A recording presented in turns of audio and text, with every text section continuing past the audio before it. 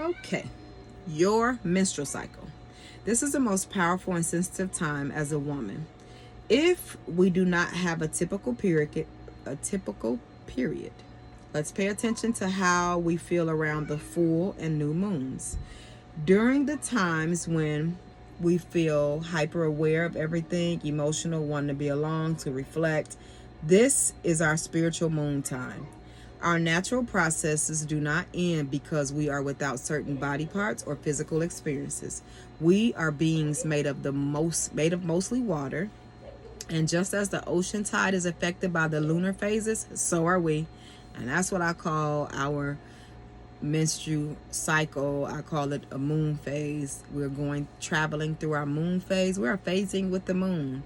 And I am teaching myself and my moons to phase with the moons, to see what phase we're in our cycle. Whatever, it's 8 phases of the moon, and if you have a cycle that lasts 1 through 8 days, even if I have one moon whose cycle is 4 days, but I am still teaching her to phase through the 8 phases of the moon because that energy is still present within us. So to phase through her, to learn and pay attention through her phases, is so important that we pay attention. Do not focus so much on having a period that comes on the full. What? Do not focus so much on having a period that comes on the full or new moon if it doesn't already happen that way. As you become more aware of and in tune with the spiritual and sexual nature of self, whilst working through healing on every level, we will find that we will naturally begin to have our moon time at the perfect time for ourselves. Honor feelings and desires during this time. In doing so, we can download all kinds of information about ourselves, our life, where to revise, and how to move forward. Acknowledging these messages is key. Acknowledging these messages is key. Okay?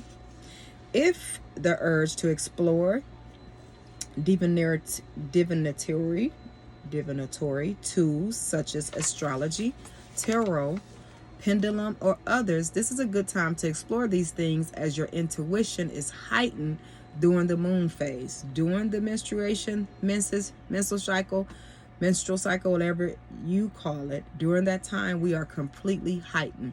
I am teaching my moons that this is our goddess. We are in tuning with our goddess energy at that time. So it's goddess energy during the moon phases that we are tapping into. It's not the rag, it's in here. In Warrior Lane, it's not the rag. It's not a bad time. We are not sad. We're not angry.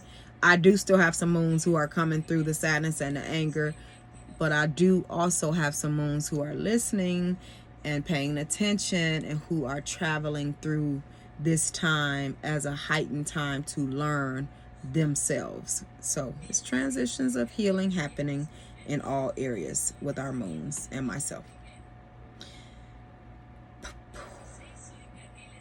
We will be able to read people and their energies more easily. So if we feel like we don't want to deal with a certain people, go with that inclination. Just go with it. Pay attention to the dreams that we have, as they may be more frequent, lucid, or prophetic. Journaling can help us keep track of our thoughts and feelings during this time, and review these journal entries outside of the window of our period to see if any divine downloads make more sense for our life at that time. Remember, our period, however it looks like to us, is a physical sign of our fertility, literal or metaphorical.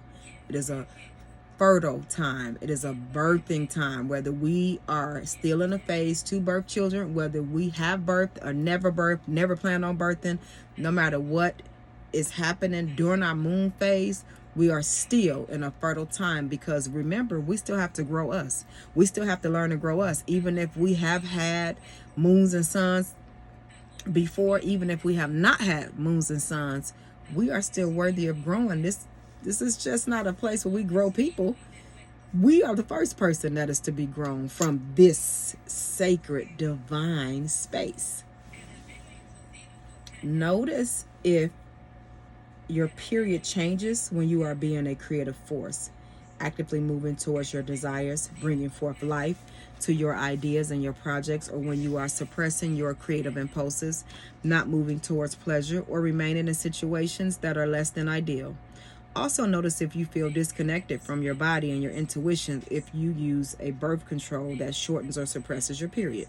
If your period is marked by pain, mood changes, and other symptoms assigned to pre or post menstrual syndrome, PMS, this is your body's way of trying to get your attention. Our body is getting our attention, people. Let's pay attention. If take the time to slow down and listen to the body. If it is telling you to do something or stop something, listen and do what needs to be done. If you need to rest, then prioritize that. If you have the overwhelming urge to address something you've been trying to ignore, address it. If you begin to feel like something in your body is not as it should be, go to the doctor. Listen to yourself. If you are a doctor goer, listen to yourself as you're on your way to the doctor so you can give the doctor more ideas of what's happening with you. But always listen to self first before we even acknowledge the doctors. Always listen to self. And then as we are reaching out to doctors, we will be able to better have a conversation to bring healing to the self. If you realize that you've been holding on to something that is not serving you, let it go. Ignoring your intuition during this time will only cause more issues to manifest physically and emotionally. Many women are raised to hate their periods. We are taught shame, disgust, denial, and suppression of our periods. Very true. Men have called us unclean, use our periods as excuses to dismiss our feelings, which results in us grappling with embarrassment and resentment. We have been conditioned to believe that our periods are inconvenient and should be ignored as much as possible, and they should not. Listen, pay attention. These beliefs have kept us disconnected from our pussies and from our power. If you have a negative relationship with your menstrual cycle, begin by reclaiming this time as a period, no pun intended, of immense closeness between you and the divine. Reflect on how you learned to relate to your menstrual cycle and write down that story so that you can begin to heal and change it. You are the change. I am the change. We choose how amazing, notable greatness evolves. I am change, and I am the amazing, notable greatness that's evolving. You are the amazing, notable greatness that is evolving.